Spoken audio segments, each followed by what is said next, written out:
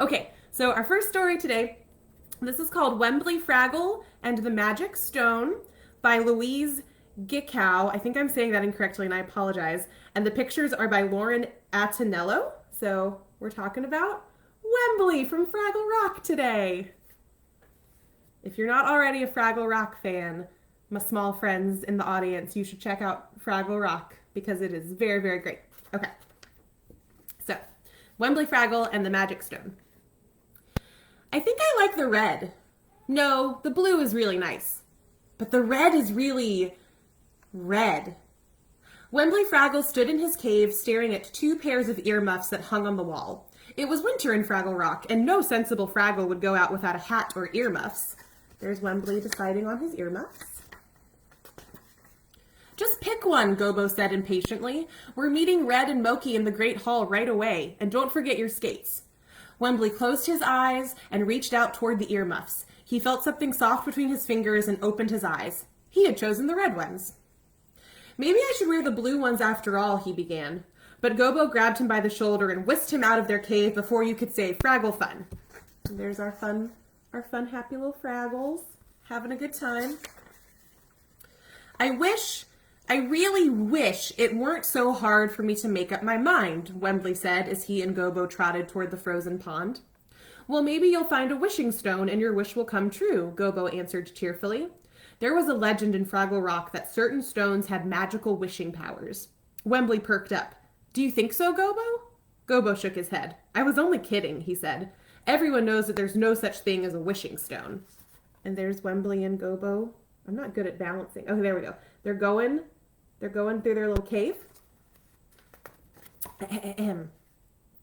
When Gobo and Wembley reached the Great Hall, Red and Moki were already there. Come on, Wem, get your skates on. Gobo laced his up and glided off. Wembley finished tying his skates and stood up. He put his left foot in front of his right foot. That's when he tripped over a doozer stick on the ice. His legs started to slip, and his arms went around and around like a windmill. He reached for a ledge to steady himself and felt a bit of rock break away in his hand. Oh no, I wish I wouldn't fall, Wembley said to himself. Then, somehow, his feet got a grip on the ice and he slowly slid to a stop. So there's our Fraggle skating. Nice going, Wembley, Red laughed as she glided past. I thought you were a goner. So did I, Wembley shouted happily. He started to straighten his earmuffs and noticed something in his hand. It was a smooth, round stone. It had blue spots that seemed to glow from within. Wembley had never seen anything like it before. What a neat stone, he thought, putting it in his pocket for safekeeping. There's Wembley and his stone. A little later, Boober came by with 5 mugs of hot radish cider on a tray. I've never had radish cider before. I don't know if it's good. I thought some cider might keep you from catching cold, he said. All this exercise can't possibly be good. Thanks, Boober, Moki said, taking her mug. I just wish mine weren't so hot, Wembley added. Suddenly, an icicle hanging just above Wembley's head broke, and a little chunk of ice fell smack into his cup. Hey, Gobo chuckled. All Wembley needs to do is wish for something, and it happens. There they are, with delicious radish cider. Thanks, Boober. You're a good friend. Wembley just laughed, but as he and Gobo walked back to their cave, he put his hand into his pocket and felt the stone there, right next to his handkerchief. What if this is a wishing stone, he thought. After all, I wished I wouldn't fall, and I didn't. Then I wished my cider weren't so hot, and an icicle fell in it. Maybe I can wish for anything I want. I might even wish that I could make up my mind. Hey, Wembley, Gobo said, interrupting Wembley's daydream. Do you want to roast some radishes or go over to the slide? For a moment, Wembley couldn't decide, but he held the stone tight. Then somehow, he knew. He knew just what he wanted to do. Let's go to the slide, he shouted. The wishing stone worked. Oh, I didn't show you the wishing stone. Look how happy Wembley is, making up his mind, making decisions. Later that night, Moki came to talk to Gobo in his cave. I'm worried about Wembley, she told him. He was in our cave a while ago, and he kept jumping up and down and saying, I've decided what I'm having for my bedtime snack, and laughing a lot. Something must be wrong. Gobo sighed. Wembley thinks he found a magic wishing stone. He wished he could make up his mind, and now he's making decisions all the time. He decided to have squash stew for dinner, and then he decided to go to Boober's cave for his snack. That's where he is now. Moki frowned. Doesn't Wembley know that there's no such thing as a magic wishing stone? Well, I told him that, but he wouldn't believe me. Well, if it makes him happy, Moki said, but I think we'd better keep an eye on him just the same. There's Gobo and Moki talking about their friend. The next morning, Wembley decided to hike to Roaring Ravine to see the frozen waterfall. Wembley, I don't think this is a very good decision at all, Gobo gasped for the third time as they climbed over some large boulders. It's pretty icy and dangerous in wintertime on top of Roaring Ravine. That's okay, Wembley said cheerfully. With my wishing stone, I'll be perfectly safe. Just don't drop your picnic lunch. Oh, never drop your picnic lunch. There's Wembley with his picnic. It was a wonderful day for a hike. The weather was clear and the wind wasn't too strong. Fraggle Rock looked beautiful with sparkling frost and icicles everywhere. Just before lunch, they reached the deep ravine. Let's go this way, Wembley said confidently. We'll get a view of the frozen waterfall from here. He began to climb down a steep cliff. I don't know, Gobo said. It looks pretty slippery, Wem. Oh, cliffhanger, literal cliffhanger. There was no time to say anything else. Wembley had slipped on a rock. The next thing he knew, he was hanging from a small frozen branch above the ravine. He dropped his lunch basket and watched it fall down, down into the ravine. It landed with a thud. Wembley! Gobo yelled. Don't move, I'm coming. Oh no, poor Wembley. For a few moments, Wembley was too terrified to think about anything but holding on. Then he remembered the wishing stone. I wish, he whispered, I wish I could climb back up to the top of the ravine. He looked above him, but all he saw was a sheer wall of ice. Wembley couldn't move.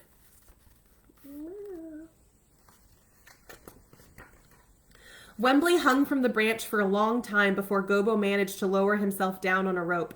Somehow, Gobo wound the rope around Wembley. Then slowly, inch by inch, he half dragged and half pushed his friend up the side of the cliff. There's Gobo helping his friend. When they reached the top, they both lay there, frightened and out of breath. Then Wembley remembered the wishing stone. He put his hand in his pocket and pulled the stone out. Some wishing stone this turned out to be, he said sadly. It failed me when I needed it the most. I guess it really isn't magic after all. He raised his arm and threw the stone down into the ravine. It landed on the bottom, right next to his lunch.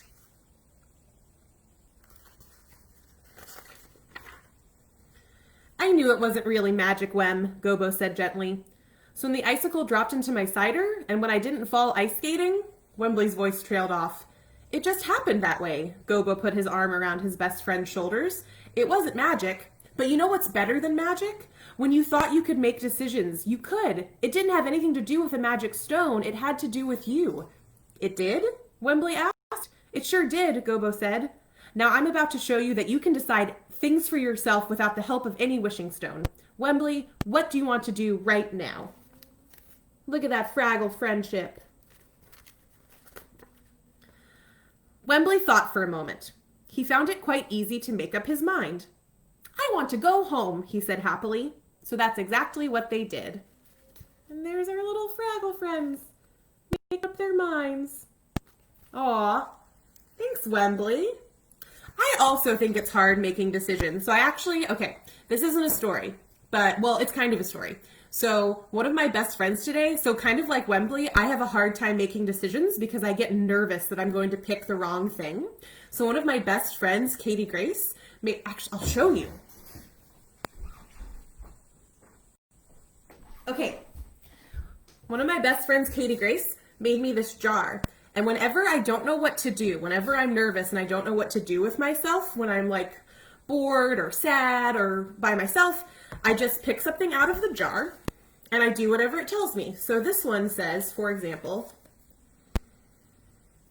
have a treat yourself moment, splurge on something that you love. The jar said to. So I do whatever the jar tells me to do. And some of them are like go on a walk and some of them are watch a TV show. Anyway, so if you have a hard time making decisions, maybe ask one of your friends to make you a decision jar. I'm very excited about it. Okay, Waddles, are you ready for another story, bud? Yeah? Do you want to tell your favorite story? Okay. Wembley was a little long, so we might only have time for 2 stories today because I'm not really keeping a good time. I don't know what I'm doing. This is very fun. Thanks for being here. Okay, I'm so excited. This is called The Penguin Who Wanted to Sparkle. And it is written by Kath Smith, and it is illustrated by Sophie Groves. Thanks, Kath and Sophie. Okay. The Penguin Who Wanted to Sparkle. Do you want to sparkle, bud? Yeah? Okay. One moonlit night, Mommy Penguin's egg went crack. A tiny beak appeared, then a head, followed by 2 tiny wings and a pair of orange feet. A fluffy little penguin chick called Pip hopped out. Pretty sparkles, she squeaked as she gazed up at the sparkly stars in the sky. There's Pip in her little sparkles. Then Pip saw a lot of funny fish jumping out of the ocean. Splash! They were all shiny and sparkly. I want to sparkle too, squeaked the little penguin excitedly. There's all the sparkly fish. I'm so bad at figuring out where the camera is. I'm sorry. There's Pip and her sparkly fish friends.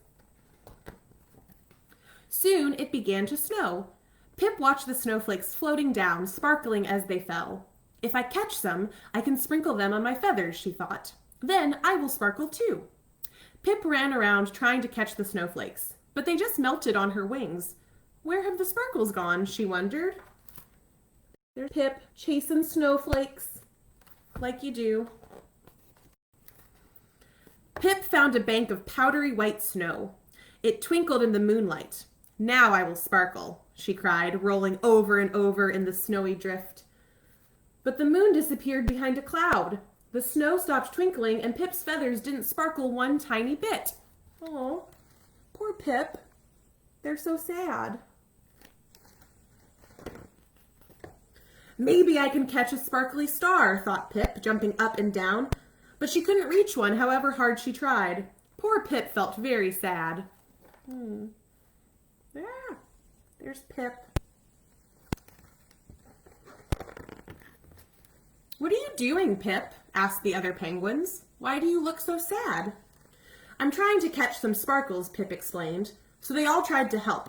They hopped and they jumped, they rolled and they wriggled, but they couldn't catch any sparkles however hard they tried. Look at these silly penguins trying to catch sparkles.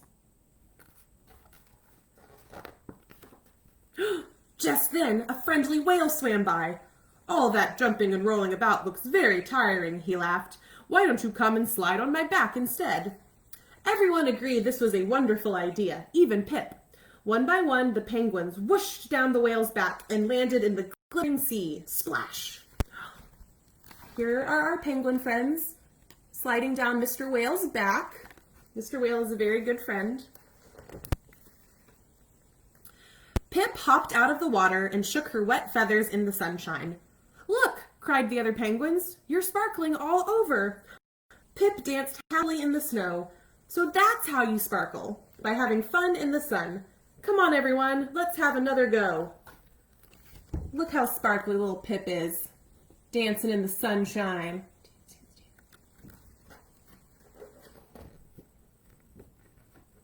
Oh, that's the end. The end. That is the penguin who wanted to sparkle. Do you want to sparkle, bud? Do we need to get you like a nice glittery, like a glittery scarf? Would that make you happy? Yeah? Okay, cool. Let's see. Okay, I have one more quick, because I have another book and it has little stories in it. I'll tell you one more little story. Thanks for being here, friends. I hope you're having a really good day. Waddles hopes you're having a good day too. Okay, so this book is called Squid and Octopus, Friends for Always, and it's by Nyeu. And again, this is a cool book that has a couple little stories in it. And what's special to me about this book, about being friends for always, is one of my best friends for always gave me this book for my birthday one year. So I'm going to read you The Quarrel. Quarrel is like a fancy word for fight. Or like argument. Maybe quarrel's not very fair, but like an argument. Not coral like a coral reef, but quarrel with a Q. Very important. Okay, so The Quarrel. One chilly day, Squid knit 8 beautiful socks. They were cozy and warm. He could not wait to show Octopus. There's Squid knitting it up. Octopus, come out and see my new socks, he said. Silly Squid, said Octopus. Don't you know we wear mittens? No, we don't. We wear socks, said Squid with a frown. Mittens, said Octopus with a stomp. Socks, said Squid with a double stomp. Oh my gosh. This is them having a little argument about socks versus mittens. They decided that Wise Old Turtle could settle their quarrel. Wise Old Turtle, do we wear socks or mittens when it's chilly? Asked Squid. Nonsense, said Wise Old Turtle. When it's chilly, we wear scarves and earmuffs. Squid studied Octopus's mittens. Your mittens are nice, he finally admitted. Those are great socks, said Octopus. Should we share? Asked Squid. A splendid exchange of socks and mittens followed. So there's our friend the Wise Old Turtle, and now we're sharing mittens and socks. And that's how they solved the quarrel. Oh wait, no, there's more. Silly Turtle, said Octopus. Who ever heard of wearing scarves and earmuffs? Obviously, what we really need is a hot pot of tea. And cake, added Squid. Octopus and Squid cozied up in their socks and mittens. They sipped hot tea. They munched on cake. They were warm. And this is Squid and Octopus having their tea and cake party, which sounds very, very nice. I would like to have a tea and cake party. Well, right, my friends, those were our 3 stories today. I hope you're having a really lovely Monday, and I hope you get to watch all the other storytellers for the rest of the week. My name's Dani. This is my friend Waddles, and we're gonna go away now, but have a great night. Okay, bye.